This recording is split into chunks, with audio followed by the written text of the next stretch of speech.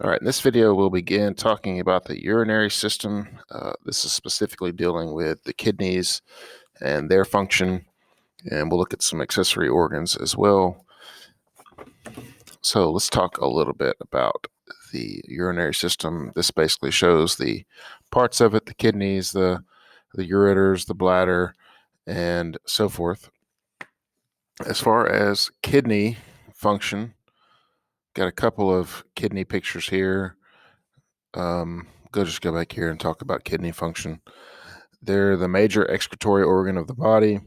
They maintain an internal environment, and they do so by regulating water volume in the body. They also regulating solute concentration in the water, and so the amount of solutes in the water that's in your blood or in your body, they regulate that by regulating the amount of water that you keep or get rid of. They regulate ion concentrations in that, like extracellular fluid, even like the fluid around your cells. They ensure acid-base balance in the blood by regulating those solutes. They excrete metabolic wastes like ammonia and other things, toxins, medicines, drugs, anything that's in your system that's not supposed to be there. Kidneys will excrete those things. They produce a protein called erythropoietin, which regulates blood pressure, and another protein called renin, which regulates red blood cell production. They are important in activating vitamin D.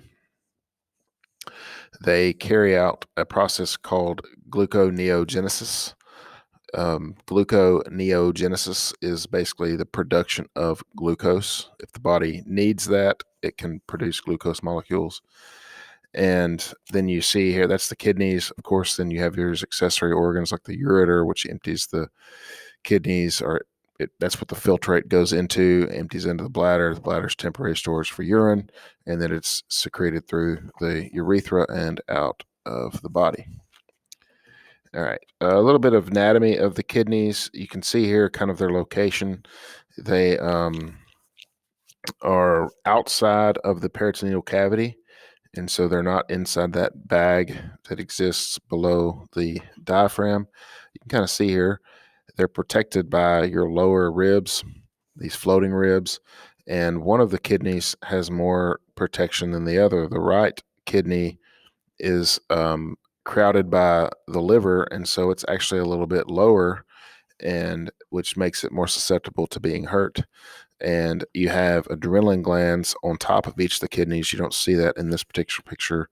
You can see the adrenal glands up there.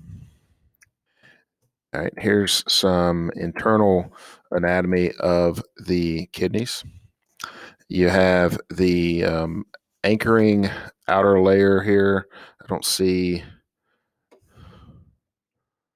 there it is. Yep, renal fascia.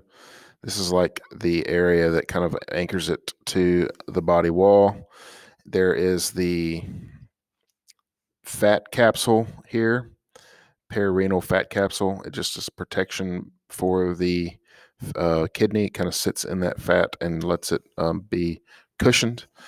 There is the fibrous capsule, which is this transparent capsule that protects the kidney specifically from disease and infection. And again, you can see that it's also protected by the ribs. A little bit of the internal anatomy of the kidney. The kidney has three distinct regions. You can see them here in bold. There's the renal cortex. It's the most superficial region.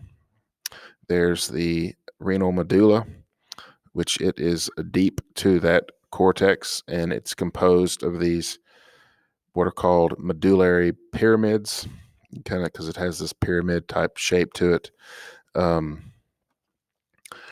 And these pyramids contain the kidney, the parts of the kidney that are basically doing the work of the kidney. And then there is the renal pelvis, which is this internal area of the kidney, and it filters the liquid into this tube called the ureter, which we will talk about in another video. That's what these minor calyxes are and major calyxes. These are just areas that collect urine and empty it into the renal pelvis, then into the ureter. And so this picture kind of shows you, this is more for a later video, but you can see this thing. It's called a nephron, which is the kind of the working unit of a kidney. There are lots and lots of nephrons inside of a kidney. You can kind of see it's blown up here on this. You have part of the cortex and part of the medulla is there as well. Basically, we're going to talk about urine formation and how that happens. That's pretty much the whole system is what it does. It's producing urine, which is filled of the stuff that your body's trying to get rid of. And that production begins in these renal pyramids, goes into the minor calyxes, into the major calyx, and then through the renal pelvis, and then out of the ureter into the urinary bladder.